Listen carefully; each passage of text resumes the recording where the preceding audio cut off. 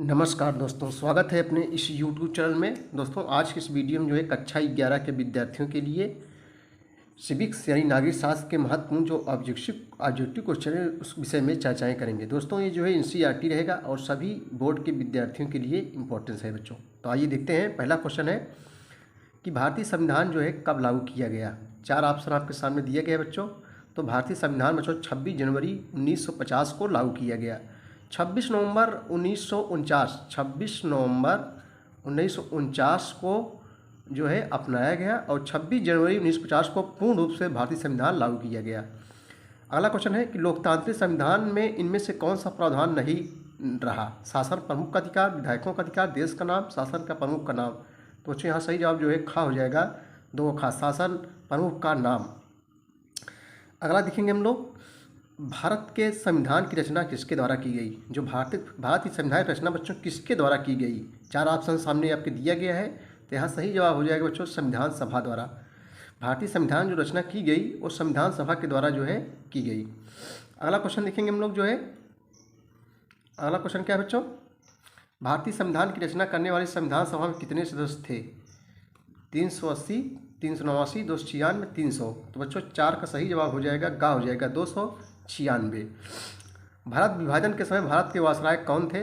भारत विभाजन के समय भारत के वायसराय कौन थे। तो बच्चों जो है लॉर्ड माउंट बेटन थे। भारतीय संघ में देशी राज्यों के विलय कराने में प्रमुख भूमिका किसने निभाई थी। भारतीय संघ में देशी राज्य के विलय कराने में प्रमुख भूमिका किसने निभाई थी। तो सरदार वल्लभ भाई पटेल ने बच्चों निभाई थी, जिसे लौह पुरुष के नाम से जाना जाता है। हमारे देश के पहले गृह मंत्री कौन थे। सरदार वल्लभ भाई पटेल ही थे जो है। हैदराबाद रियासत का भारतीय संघ में विलय कब हुआ था बच्चों। तो 7 का सही जवाब क्या हो जाएगा, गा हो जाएगा 1948 ईस्वी में। हैदराबाद रियासत को भारतीय संघ में विलय कब किया गया, तो 1948 ईस्वी में। अगला क्वेश्चन देखेंगे हम लोग। अगला क्वेश्चन है बच्चों बहुविकल्पीय प्रश्न में, किसने कहा कि मौलिक अधिकारों वाला भाग हमारे संविधान का अंतरात्मा है। किसने कहा कि मौलिक अधिकारों वाला भाग हमारे संविधान की अंतरात्मा है। तो पंडित जवाहरलाल नेहरू ने कहा था बच्चों। पंडित जवाहरलाल नेहरू क्या थे, हमारे देश के जो है पहले प्रधानमंत्री यानी प्रथम प्राइम मिनिस्टर थे पंडित जवाहरलाल नेहरू। कौन सा मौलिक अधिकार मूल संविधान से निकाल दिया गया बच्चों। कौन सा मौलिक अधिकार जो मूल संविधान से निकाल दिया गया। तो बच्चों संपत्ति का अधिकार। संपत्ति का अधिकार अब क्या रह गया है, एक विधिक एक कानूनी अधिकार था। किस अनुच्छेद में था संपत्ति अधिकार, तो अनुच्छेद 31 और अनुच्छेद बच्चों 19 का F में था। इसे निकाल कर अब कहाँ रख दिया गया 300 का में रख दिया गया है। मौलिक संपत्ति का अधिकार अब कहाँ रखा गया है 300 का में। अब एक विधिक अधिकार और कानूनी अधिकार रह गया है। सर्वोच्च न्यायालय ने किस महत्वपूर्ण निर्णय में कहा कि हमारे मौलिक अधिकारों में कोई कटौती नहीं की जा सकती। तो बच्चों इसका सही जवाब है गोलकनाथ केस 1967 ईस्वी में 67 में। अगला क्वेश्चन देखेंगे हम लोग जो है, किस अनुच्छेद में अस्पृश्यता का उन्मूलन किया गया, यानी अस्पृश्यता की समाप्ति। अनुच्छेद 17। अनुच्छेद 17 किससे संबंधित बच्चों, यानी छुआछूत से संबंधित है। छुआछूत का अंत, अस्पृश्यता में होता है छुआछूत, उन्मूलन से समाप्ति। किस अनुच्छेद में अस्पृश्यता का उन्मूलन किया गया है, अनुच्छेद 17 में। हमारे देश में दासता की मनाही किस मौलिक अधिकार में समाहित है। 5 का क्या होगा बच्चों सही जवाब, तो 5 का सही जवाब गा हो जाए शोषण के विरुद्ध अधिकार। कौन सा अधिकार अल्पसंख्यकों के हितों की रक्षा करता है। बहुत इंपॉर्टेंट क्वेश्चन है बच्चों, परीक्षाओं कंपटीशन की परीक्षाओं में पूछा जाता है। कौन सा अधिकार अल्पसंख्यक कैसे कहते हैं, जो संख्या में कम हो, अल्पसंख्यक हितों की रक्षा करता है। तो 6 का सही जवाब बच्चों हो जाएगा संस्कृति और शिक्षा का अधिकार। सही जवाब घा हो जाएगा। नेक्स्ट क्वेश्चन बच्चों, राज्य के नीति सिद्धांतों किसने भारत में सामाजिक व आर्थिक लोकतंत्र का घोषणा पत्र कहा है। तो 7 का सही जवाब बच्चों हो जाएगा खा हो जाएगा डॉक्टर भीमराव अंबेडकर। डॉक्टर भीमराव अंबेडकर क्या थे बच्चों, भारतीय संविधान के जनक कहे जाते हैं। अगला क्वेश्चन है, संविधान के किस संशोधन में मौलिक कर्तव्यों को जोड़ा गया। तो इसका सही जवाब क्या हो जाएगा बच्चों, ये जो है 42वां संविधान संशोधन अधिनियम 1976। 8 का सही जवाब जो है गा हो जाएगा। 8 क्या हो जाएगा, गा हो जाएगा। अगला क्वेश्चन देखेंगे, देश की क्वेश्चन नंबर 9 है, देश की रक्षा करना किस कोर्ट में आता है। देश की रक्षा करना जो है ये जो है किस कोर्ट में आता है। तो बच्चों मौलिक कर्तव्य में आता है। सही जवाब इसका गा हो जाएगा। अगला क्वेश्चन है, नागरिकों के मौलिक स्वतंत्रताओं पर प्रतिबंध लगाए जा सकते हैं किंतु उनके औचित्यकरण का निर्धारण कौन कर सकता है। तो 10 का सही जवाब बच्चों घा हो जाएगा न्यायपालिका। न्यायपालिका क्या है बच्चों, ये जो है स्वतंत्र है। नेक्स्ट क्वेश्चन देखेंगे बच्चों हम लोग, कब तक निर्वाचन आयोग में केवल एक ही निर्वाचन आयुक्त होता था? कब तक निर्वाचन आयोग में केवल एक ही निर्वाचन आयुक्त होता था? 4 ऑप्शन आपके सामने दिए हैं, इसको बताना है बच्चों। तो यहाँ सही जवाब हो जाएगा घ हो जाएगा। 15 अक्टूबर 1989 तक केवल एक ही निर्वाचन आयुक्त होता था। 15वीं लोकसभा के चुनाव में अनुसूचित जनजातियों के लिए कितने निर्वाचन क्षेत्र आरक्षित थे? तो 2 का सही जवाब बच्चों क्या हो जाएगा? ग हो जाएगा। 47 निर्वाचन क्षेत्र आरक्षित थे। अगला क्वेश्चन है, किस राजनीतिक दल का चुनाव चिन्ह 1952 के आम चुनाव से अब तक अपरिवर्तित रहा है? तो 3 का सही जवाब हो जाएगा घ हो जाएगा, भारतीय साम्यवादी दल। 2009 के लोकसभा चुनाव में अनुसूचित जातियों के लिए कितने निर्वाचन क्षेत्र आरक्षित थे? तो क्या हो जाएगा बच्चों? 4 सही जवाब ख हो जाएगा, 84। अगला क्वेश्चन है, निर्वाचन आयोग निम्नलिखित में से किस निर्वाचनों के संपादन को नियंत्रित करता है? तो 5 का सही जवाब क्या हो जाएगा? घ हो जाएगा, उपयुक्त सभी हो जाएगा। उपराष्ट्रपति के चुनाव, राष्ट्रपति के चुनाव, लोकसभा चुनाव, उपयुक्त सभी हो जाएगा। मुख्य चुनाव आयुक्त की नियुक्ति कौन करता है? तो 6 का सही जवाब क्या हो जाएगा बच्चों?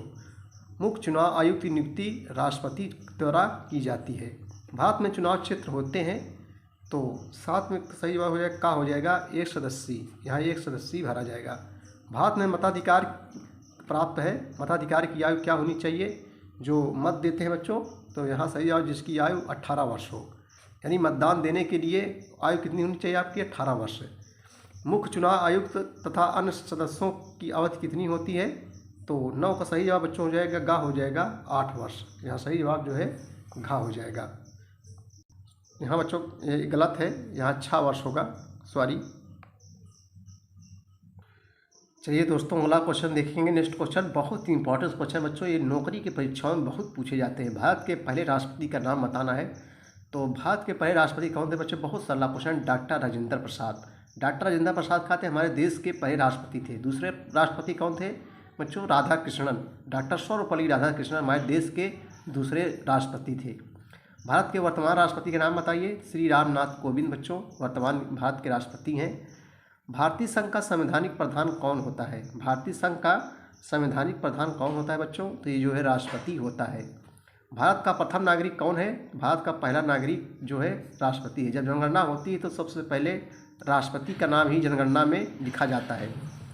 राष्ट्रपति के पद का चुनाव लड़ने के लिए कितनी उम्र होनी चाहिए? तो यदि आपको राष्ट्रपति का चुनाव लड़ना है तो आपकी बच्चों उम्र 35 वर्ष होनी चाहिए।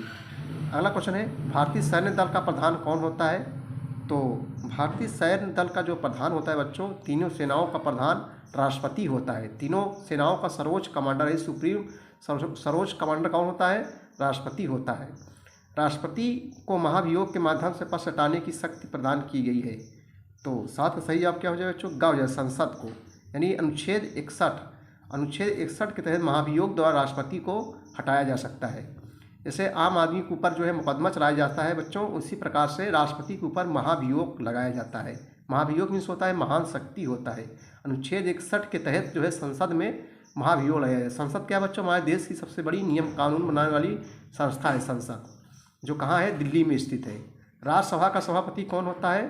तो राज्यसभा का जो सभापति होता है उपराष्ट्रपति होता है। जो भारत को उपराष्ट्रपति होता है बच्चों, वही राज्यसभा का सभापति होता है। राज्यसभा क्या है? भारत का जो है उच्च सदन है। निम्न सदन कौन है? लोकसभा को निम्न सदन कहते हैं, राज्यसभा को उच्च सदन कहते हैं। राज्यसभा का सदस्य बनने के लिए कितनी उम्र होनी चाहिए? 30 वर्ष उम्र होनी चाहिए जो है। भारत के वर्तमान उपराष्ट्रपति कौन है? तो वेंकैया नायडू भारत के जो है वर्तमान उपराष्ट्रपति हैं बच्चों।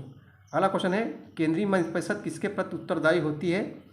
तो 10 का सही है बच्चों, लोकसभा यानी संसद के प्रथम सदन लोकसभा के प्रति जवाबदेही यानी उत्तरदायी होती है। अगला क्वेश्चन देखेंगे लोग। चलिए बच्चों, नेक्स्ट क्वेश्चन हम लोग देखेंगे बहुविकल्पी प्रश्नों में।